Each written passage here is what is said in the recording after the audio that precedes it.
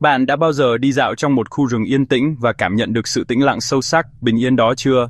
Nó có vẻ im lặng, nhưng ẩn dưới sự bình yên đó, một cuộc trò chuyện bí mật đang diễn ra. Cây cối và thực vật liên tục giao tiếp, chia sẻ cảnh báo, kêu gọi giúp đỡ và hỗ trợ lẫn nhau. Hãy tưởng tượng một cây cổ thụ, rễ cắm sâu, cành vươn cao, đóng vai trò người bảo vệ khu rừng. Khi nguy hiểm đến, như côn trùng hoặc bệnh tật, nó gửi đi một cảnh báo qua không khí và mặt đất. Những cây con non có thể kêu gọi giúp đỡ, và những cây lớn hơn sẽ phản hồi, chia sẻ chất dinh dưỡng qua các mạng lưới ngầm ẩn. Đây không phải là một câu chuyện cổ tích, đó là cuộc sống thực của khu rừng. Lần tới khi bạn ở trong công viên hoặc khu rừng, hãy dừng lại và tưởng tượng những thông điệp thầm lặng đang truyền từ rễ đến rễ, từ lá đến lá. Khu rừng không chỉ là tập hợp của những cái cây, nó là một gia đình, một cộng đồng. Ngay cả trong im lặng, một cuộc trò chuyện mạnh mẽ đang diễn ra xung quanh chúng ta. Những cây cây nhắc nhở chúng ta, sự kết nối là sự sống còn.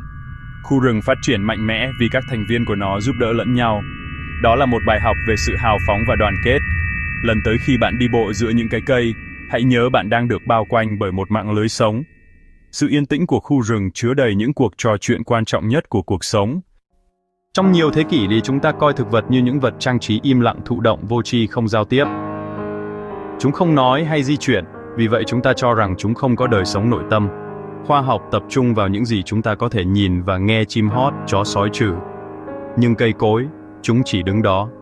Vì chúng ta không thể phát hiện ngôn ngữ của chúng ta tin rằng nó không tồn tại. Thực vật được xếp vào một loại riêng biệt với động vật, chỉ phản ứng, không tương tác. Nhưng cuộc sống đầy bất ngờ. Một vài nhà khoa học tò mò bắt đầu hỏi, điều gì sẽ xảy ra nếu thực vật giao tiếp theo những cách mà chúng ta không thể nhận biết? Điều gì sẽ xảy ra nếu ngôn ngữ của chúng là hóa học, không phải âm thanh? Những câu hỏi này đã mở ra một thế giới mới, một thế giới mà sự im lặng xanh thực ra chứa đầy những thông điệp. Sự yên tĩnh của khu rừng chưa bao giờ trống rỗng. Đó là một ngôn ngữ mà chúng ta chưa học được cách lắng nghe. Bây giờ, cuối cùng chúng ta cũng bắt đầu lắng nghe. Vậy thực vật giao tiếp như thế nào? Chúng sử dụng hóa chất, các tín hiệu được gửi qua không khí và đất. Khi bị côn trùng tấn công, một cái cây sẽ giải phóng các hóa chất cảnh báo vào không khí. Những cây gần đó ngửi thấy tín hiệu báo động này và chuẩn bị các biện pháp phòng thủ riêng, làm cho lá của chúng có vị đạm. Ngay cả trong vườn, đậu và cà chua cũng cảnh báo nhau về sâu bệnh. Dưới lòng đất, rễ cây gửi các thông điệp hóa học qua đất. Một cái cây đang khát có thể báo hiệu cho những cây lân cận, thúc đẩy chúng tiết kiệm nước.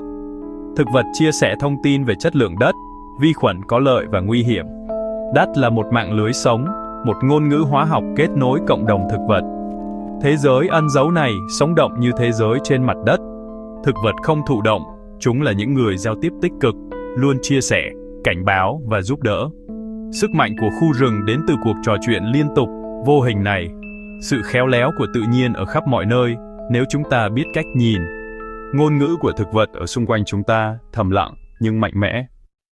Phần đáng kinh ngạc nhất, thực vật có một người giúp đỡ nằm rễ mycorrhizal fungi. Những loại nằm này tạo thành một mạng lưới ngầm rộng lớn, kết nối rễ cây khắp khu rừng. Các nhà khoa học gọi nó là mạng lưới rộng khắp của Go. Internet của tự nhiên, cây cối và nằm trao đổi, cây cung cấp đường, nằm cung cấp nước và chất dinh dưỡng. Nhưng mạng lưới này cũng mang theo các thông điệp. Khi một cái cây bị tấn công, nó gửi tín hiệu báo động qua nam, cảnh báo những cây ở xa. Những cây mẹ già sử dụng mạng lưới này để nuôi dưỡng và bảo vệ những cây con non. Khu rừng không chỉ là sự cạnh tranh, nó là sự hợp tác. Mỗi cái cây đều được liên kết, chia sẻ tài nguyên và thông tin. Mạng lưới này giúp khu rừng kiên cường, có khả năng phục hồi sau thảm họa. Bí mật sức mạnh của khu rừng không nằm ở một cái cây, mà ở sự kết nối của chúng. Mạng lưới rộng khắp của Go là một ví dụ sống động về sự đoàn kết và hỗ trợ. Khu rừng tồn tại vì nó là một cộng đồng, không chỉ là tập hợp của các cá thể. Sự kết nối là sức mạnh lớn nhất của tự nhiên. Học hỏi về giao tiếp của thực vật thay đổi cách chúng ta nhìn thế giới. Khu rừng dạy chúng ta sự khiêm tốn. Có quá nhiều điều chúng ta không biết. Cây cối giúp đỡ lẫn nhau, chia sẻ tài nguyên và cảnh báo nguy hiểm. Sự hợp tác của chúng là một bài học cho chúng ta. Chúng ta phát triển mạnh mẽ khi chúng ta hỗ trợ lẫn nhau. Hiểu rừng như những cộng đồng sống mang lại cho chúng ta những lý do mới để bảo vệ chúng. Chất một cái cây phá vỡ một liên kết quan trọng trong mạng lưới. Sức khỏe của rừng gắn liền với sức khỏe của hành tinh chúng ta và chính chúng ta. Hãy lấy cảm hứng từ sự khôn ngoan thầm lặng của cây cối.